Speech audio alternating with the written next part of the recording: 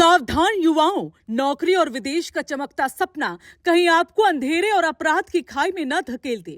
आज हम एक ऐसे रैकेट का खुलासा करने जा रहे हैं जिसने पहाड़ के सपने देखने वाले युवाओं को सीधे म्यांमार के साइबर क्राइम डेन यानी अपराध के अड्डों में पहुंचा दिया।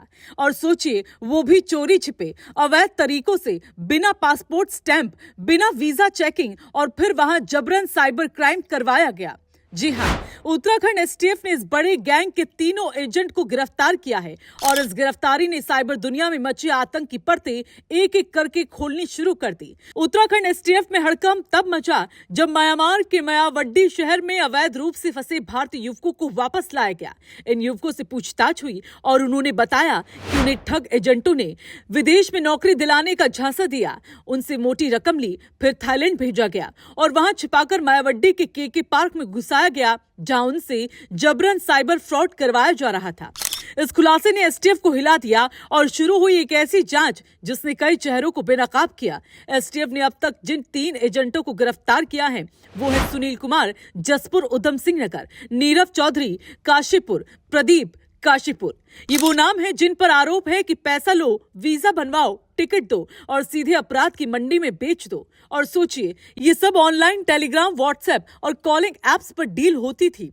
अब तक उत्तराखंड के 9 युवक वापस लाए गए हैं, लेकिन बड़ा सवाल, क्या सिर्फ 9 लोग फंसे थे या कहानी उससे बहुत बड़ी है? क्या देश के अलग अलग राज्यों के सैकड़ों युवा अब भी वहां हैं? सूत्रों के मुताबिक केवल उत्तराखंड ही नहीं, देश के कई राज्यों के युवक इस जाल में फंस चुके हैं। पूछताछ में सामने आया कि एजेंट पहले नौकरी, पैकेज और विदेश में भविष्य जैसी बातें कर युवाओं को फंसाते, उनसे 1 से 3 लाख तक की रकम वसूली जाती, फिर थाईलैंड का वीजा दिलाकर उड़ान करा दी जाती। बैंकॉक पहुंचने के बाद असली खेल शुरू होता। युवाओं को गुप्त मार्गों से म्यांमार के केके पार्क पहुंचा दिया जाता, वहां धमकी, दबाव और डर दिखाकर साइबर फ्रॉड करवाया जाता।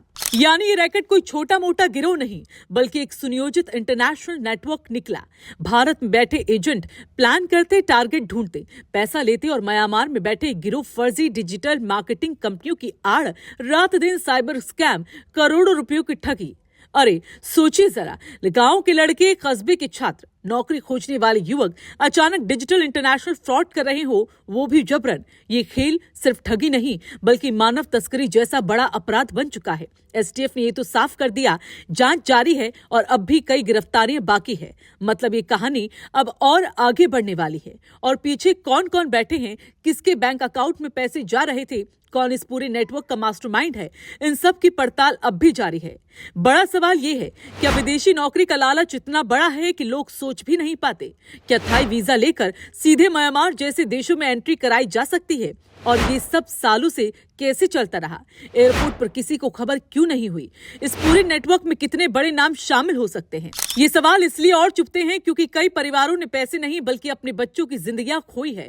अगर कोई आपको विदेश में पैकेज, बड़ी तनख्वाह, तुरंत उड़ान, कम खर्च, बिना डिग्री नौकरी जैसी बातें बताता है तो सावधान, ये 10 में से 8 बार ठगी का मामला होता है। क्योंकि असली कंपनियां इंटरव्यू लेती हैं, पेपर वर्क होता है, लीगल वीजा प्रोसेस होता है, सरकारी सिस्टम में रिकॉर्ड दर्ज होता है। और जाते जाते, अगर आप चाहते हैं कि ऐसे रैकेट बेनकाब होते रहे, अपराध की परतें खुलती रहे, सच देश के सामने आता रहे, तो वीडियो को लाइक करें, शेयर करें, कमेंट में अपनी राय लिखें और चैनल को सब्सक्राइब करना न भूलें।